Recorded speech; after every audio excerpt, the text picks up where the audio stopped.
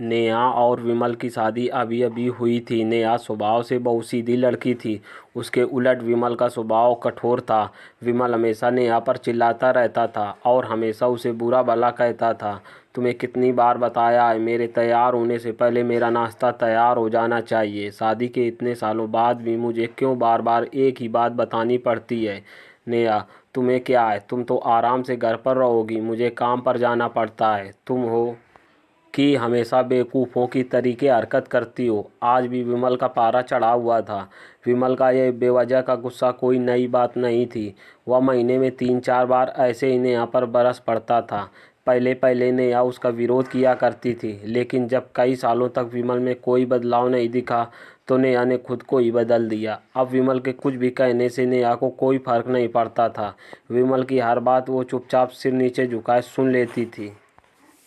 शादी के पहले 4 साल तक नेहा ने पूरी कोशिश की कि विमल को बदला जाए, लेकिन फालतू का गुस्सा करना और बाद में नेहा को भला बुरा कहना या मानो जैसे उसकी आदत बन गई थी। विमल सीधा नेहा को बोल देता, अगर मैं तुम्हें अच्छा नहीं लगता तो क्यों नहीं चली जाती अपने मायके। नेहा को अपनी बेटी की फिक्र थी। वह जाती तो कहाँ जाती। अपने बूढ़े हो चुके माँ बाप को इस उम्र में परेशान करना वह नहीं चाहती थी। वह इतनी पढ़ी लिखी भी तो नहीं थी कि खुद जाकर कोई नौकरी कर सके और अपना और अपनी बेटी का पालन पोषण कर सके। नेहा को अब अपनी फिक्र नहीं थी। उसको फिक्र थी तो बस अपनी शादी लायक हो रही बेटी की। नेहा नहीं चाहती थी कि पति पत्नी के झगड़े की वजह से रोशनी डिस्टर्ब हो। रोशनी की पढ़ाई पूरी हो चुकी थी। उसके लिए अब शादी के रिश्ते आने लगे थे। कई रिश्ते को रोशनी ठुकरा चुकी थी।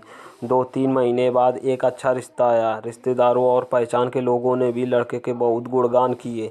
विमल एक शाम अपनी बेटी के पास बैठकर उसे बताने लगा, रोशनी बहुत अच्छा लड़का है, पढ़ा लिखा है, बड़ा घर है, बहुत अच्छी नौकरी है।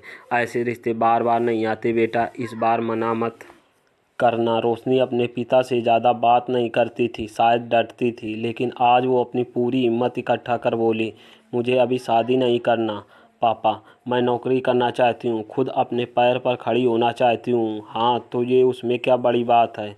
मैंने लड़के से बात की है, वह तुम्हें किसी बात के लिए नहीं रोकेगा। तुम शादी के बाद भी नौकरी कर सकती हो, वह तुम्हें नौकरी के लिए परमिशन दे देगा। विमल बोला, मेरा नौकरी करना या ना करना उसकी परमिशन पर क्यों डिपेंड रहेगा पापा। रोशनी ने पूछा, ऐसे रिश्ते बार बार नहीं आते, इसे ठुकराना मत, बहुत खुश रहेगी तुम वहाँ। विमल बोला, पापा क्या मैं उतनी खुश रहूँगी जितनी मम्मी इस घर में रहती हैं। रोशनी ने तंज कसते हुए कहा, आज तुम्हारी जबान बहुत ज़्यादा नहीं चल रही है। विमल गुस्से से आंख बड़ी करते हुए बोला, पापा मुझे शादी ही नहीं करनी, क्योंकि शादी के बाद अगर वह लड़का आपके जैसा निकला तो मैं क्या करूँगी।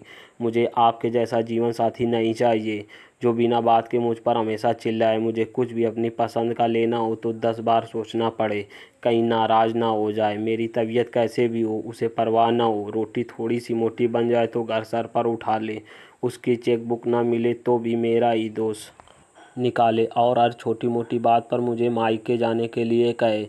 रोशनी ने अपना दिल खाली करते हुए पापा से सब कह दिया। विमल का गुस्सा 7वें आसमान पर था, लेकिन उसके मुंह से एक भी शब्द नहीं फूट रहा था।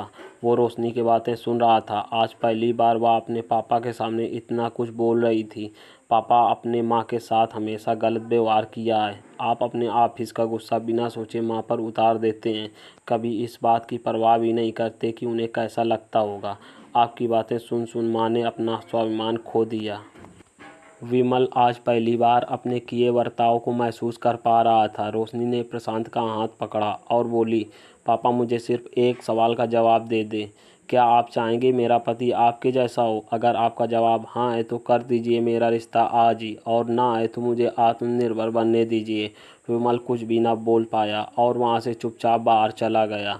आज उसे नेहा के सामने जाने में शर्म आ रही थी। विमल ने आज से अपने आप को बदलने का निश्चय किया।